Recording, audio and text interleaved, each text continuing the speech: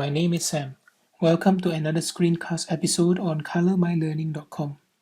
In this video, we're going to give you a quick introduction to the Moodle VLE. What are its applications, or how do you apply the Moodle VLE in your normal teaching and learning? What are categories in Moodle? And a quick introduction to the course area within Moodle. You can use Moodle in many different ways, but these are the ways that we choose to emphasize. You can use Moodle as a wholly online course where students will log in and perform self-learning on the platform. Alternatively, you can use Moodle to complement your classroom teaching, which in most cases in a school environment, this would be ideal. Students would go about learning in the classroom with or without interacting on the Moodle, and they would then go off on their own time to visit the Moodle learning environment to complete the assignments or activities on there.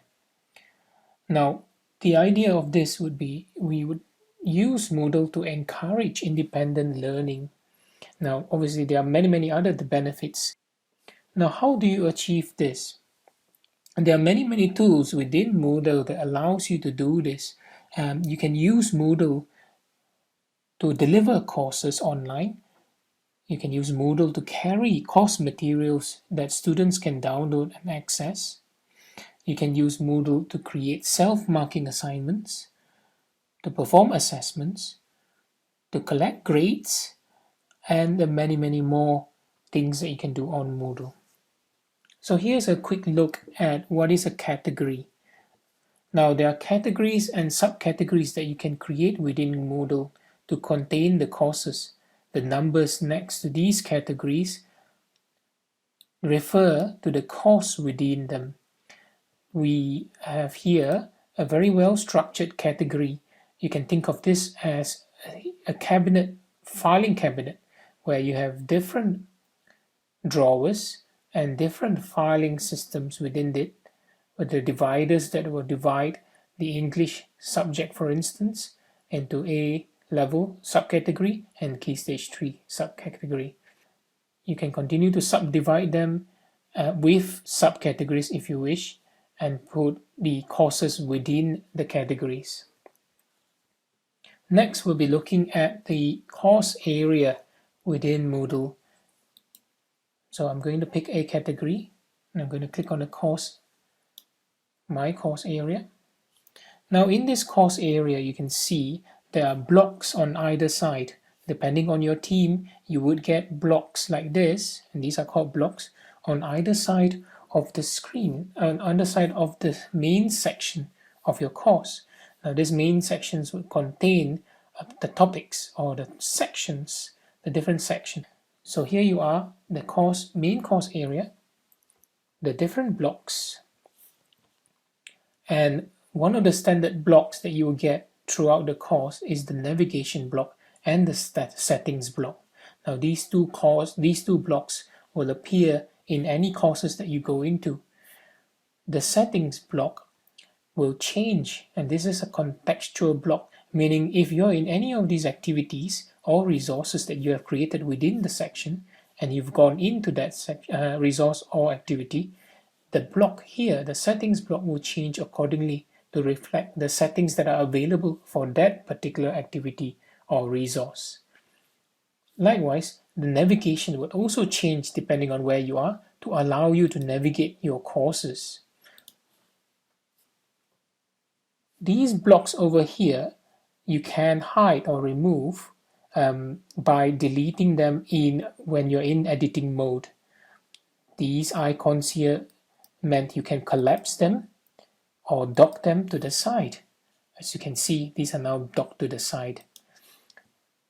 Likewise, the ones on the left, you can do the same. You can either collapse them or hide them. Collapse, uncollapse, or hide, or dock them to the side.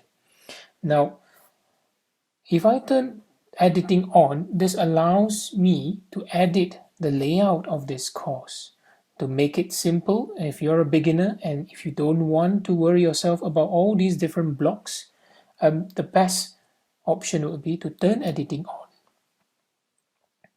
and to start removing these unnecessary blocks if you know that you're not going to use them. So if I'm not using the news forum, I can lose the search forum block by clicking on the X to delete, and there's the confirmation to delete. I can then click on this latest news block.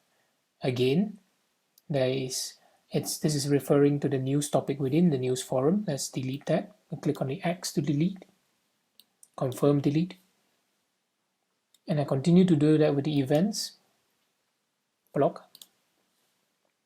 You're not actually deleting the block from Moodle. You can recall or add these blocks back again when you need to. So again, recent activities block, yes, confirm to delete. Now, to add those blocks back, this is just a matter of using the add a block option, and all the other blocks, all the blocks that we've deleted can be re-added into the course area if need be. So when you're done, click turn editing off. So see what I've done there? I have just cleared the course area into a minimalistic look, and you can get this with any course you create. You can create a new course, and by default you get a bunch of blocks on the right or the left depending on your team, and all you can do is to turn editing on and delete the ones that you don't remove. The two blocks that you can't remove are the navigation and the settings block, and this I would recommend that you dock them if you don't need them, or advise your students to dock them if they don't need them, just to give them a wider view of the course area. So we have visited the different sections and the layout within the course. You've looked at the blocks on either side that gives you the utility. Here's a quick look at the title of the course. The title of the course is normally displayed on the top of the page.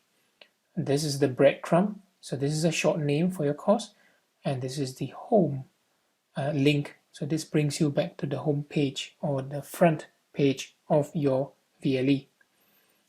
And we've looked at how to navigate the navigation block. So you can go to different topics on here. And also we have looked at the settings block, which allows you to change the settings for this course. So I hope you enjoyed this video. For more information, visit us on colormylearning.com. Remember to share this tutorial on Facebook and Twitter. Thank you, and I hope to see you soon.